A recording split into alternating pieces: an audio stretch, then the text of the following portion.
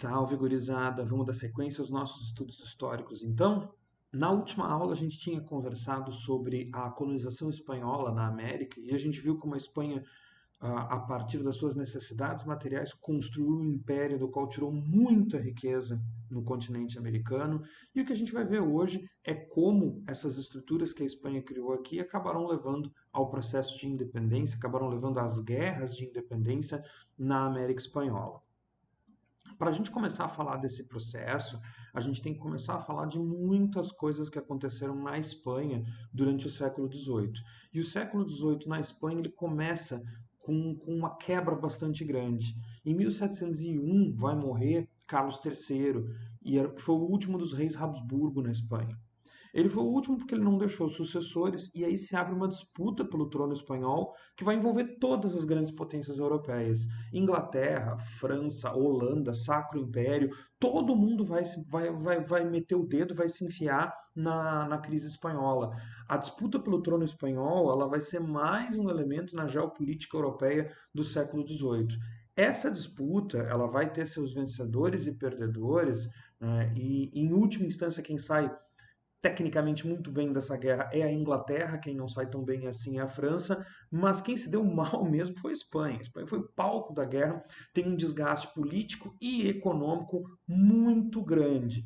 Em 1713, o Tratado de Utrecht foi assinado e quem assume, perdão, o trono da Espanha foi o neto, um dos netos do Luís XIV da França. Foi um Bourbon, né, filho do Luís o Grande Delfim. Lembram dos Luíses franceses, né? Se não te lembra, volta lá na nossa aula de antecedentes da Revolução Francesa que a gente fala de todos eles. Mas enfim, Filipe V de Bourbon, com o título que ele vai usar, assume o trono da Espanha e a chegada dos Bourbons ao trono, ele está aqui embaixo, né? Tá ele ali de roupinha azul, assumindo o trono da Espanha, e a chegada dos Bourbons ao trono espanhol, ela, apesar de parecer uma grande vitória francesa, ela foi muito melhor para os ingleses, mas isso para nós não vem ao caso. O que nos interessa é o seguinte: os Bourbons tinham uma estrutura administrativa muito mais moderna do que os Habsburgo que governavam a Espanha até então. Então, quando eles tomam o trono espanhola, no trono da Espanha, eles vão começar uma série de reformas administrativas para modernizar o Estado espanhol.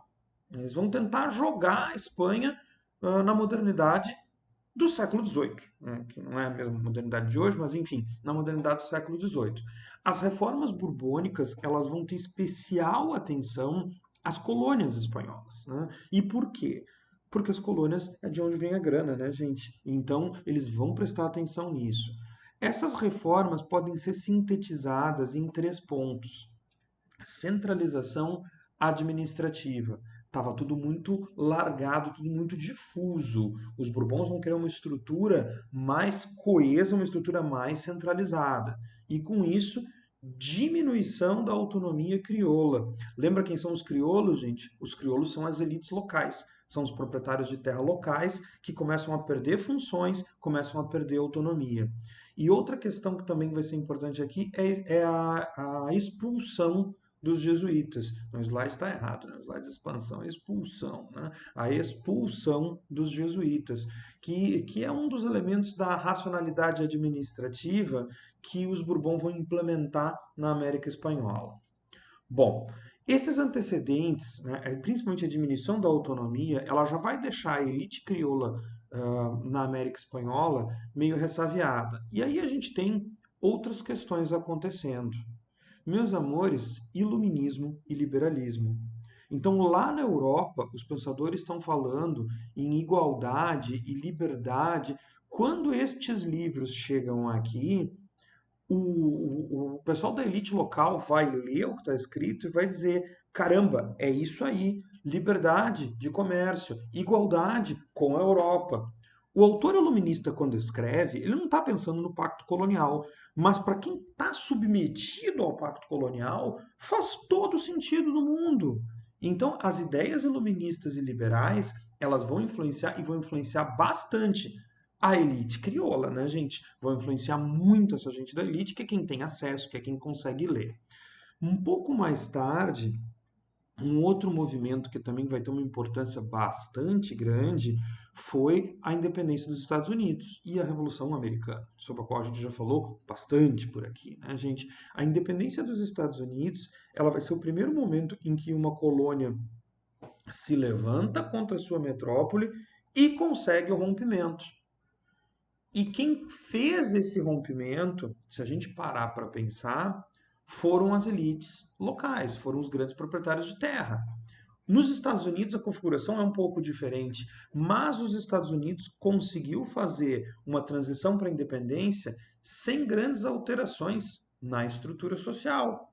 O pessoal aqui da América do Sul, quando olhava para o Norte, pensava: olha, esse modelo muito nos interessa, porque a gente pode manter as nossas estruturas. Bom, se por um lado os Estados Unidos vai ser uma ideia que aparece, uma outra ideia que aparece foi o segundo país do continente americano a fazer a sua independência, que foi o Haiti. A independência do Haiti, ela vai ser a antítese da independência dos Estados Unidos. A independência do Haiti, o Haiti era uma colônia francesa, era uma rica colônia francesa e era uma das principais colônias de toda a América no final do século XVIII. O Haiti era responsável sozinho por 60% do açúcar que entrava na Europa no século XIX. O Haiti dava muito dinheiro para a França. Ele era quase que uma pérola das colônias francesas. O que vai acontecer no Haiti é que quando a Revolução Francesa começa, aqui na América, no Haiti, ela vai ter ecos, né, gente? Ela vai ter ecos e a gente tem alguns estratos sociais bastante tensos no Haiti durante isso. Em 1794, a Convenção, lembram? O governo do terror, o governo dos jacobinos, o governo mais popular, a Convenção vai abolir a escravidão, inclusive nas colônias, o que vai dar uma força muito grande para o Haiti, que era uma colônia de pesada escravidão negra. O Haiti vinha passando naquele momento da Revolução Francesa por guerras envolvendo espanhóis e ingleses, todo mundo de olho no Haiti, mas essa libertação dos escravos colocou os escravos ao lado dos franceses. Isso durou até 1802. Em 1802, Napoleão Bonaparte tentou restaurar a escravidão no Haiti. Ora, vejam, Napoleão chegou a mandar um exército de 40.000 soldados. E esse exército vai se defrontar com as forças locais. A grande liderança local, ele está aqui embaixo, era um líder escravo chamado Toussaint de Louverture. Né? Ele foi o grande líder da resistência, ele lutou, e como eu disse para vocês, Napoleão tinha a ideia de retomar a escravidão no Haiti, porque ele precisava de dinheiro. E ele queria o dinheiro do Haiti para ter um grande império colonial. Dos 40.000 soldados mandados pelo Napoleão, 8.000 voltaram, quando em 1804 o Napoleão, o Haiti, consegue proclamar uma independência pelas mãos dos escravos, um movimento eminentemente popular. Foi a independência do Haiti que fez o Napoleão desistir das suas pretensões coloniais. Tanto que um pouquinho depois disso, ele vende a Louisiana para os Estados Unidos. A gente já conversou sobre isso, né? Enfim, mas então isso foi motivado por causa da derrota no Haiti. A independência do Haiti, ela vai acabar se tornando um grande fantasma em cima em cima das elites coloniais. Porque eles olham para os Estados Unidos e pensam, bah, é tudo que a gente quer, fazer uma independência e manter as estruturas. Daí eles olham para o Haiti, aonde foi uma revolta de escravos que fez a independência, e eles pensam, tá, mas também não é para tanto. Porque vamos combinar o seguinte, né, gente? Para quem está escravizado, para quem está em situação de escravidão, qual é a diferença entre a elite metropolitana e os proprietários de terra local? É nenhuma, né? Não há essa diferença. Então, muita calma nessa hora. Nesse momento, as elites locais pensam: o Haiti não pode ser aqui. Então, há um fantasma rondando todo esse movimento na América. E esse fantasma é o Haiti. Porque a todo momento em que um movimento de independência fica mais intenso, fica mais armado, há um medo de que se possa ter um novo Haiti. Bom, aí a gente vai ter toda uma situação catalisada por causa das guerras napoleônicas na Península Ibérica. As guerras napoleônicas, a gente sacudiram a Europa, a gente já falou bastante delas, mas na Península Ibérica a situação foi potencialmente explosiva. A Espanha, ela vivia um período político de uma crise muito grande. Carlos IV, que era o rei espanhol durante o período napoleônico, ele era considerado um rei incompetente, um rei inepto, um rei mandado pela mulher. E no caso da mulher, se diz que ela era mandada por um primeiro-ministro, chamava-se Godoy. E quem conspirava contra Godoy e o Carlos IV era Dom Fernando, que era o filho do Carlos IV, era o seu herdeiro. Então você tinha um pai e um filho que brigavam, uma mãe que se metia no meio, enfim, era uma situação bastante tensa. Quem retratou essa situação foi Francisco de Goya, né, um dos grandes pintores do período. Se vocês observarem na pintura da família de Carlos IV do Goya, ele tenta passar um pouco esse espírito da época. O Carlos IV, ele está aqui embaixo de preto, né, e vocês percebem que ele tem uma cara meio de aparvalhado, ele tem um pé na frente e o outro atrás, ele está meio numa situação hesitante. Foi o que o Goya quis retratar. A esposa dele, Maria Luísa, ela está retratada no meio do quadro e ela tem talvez a posição mais firme do quadro inteiro.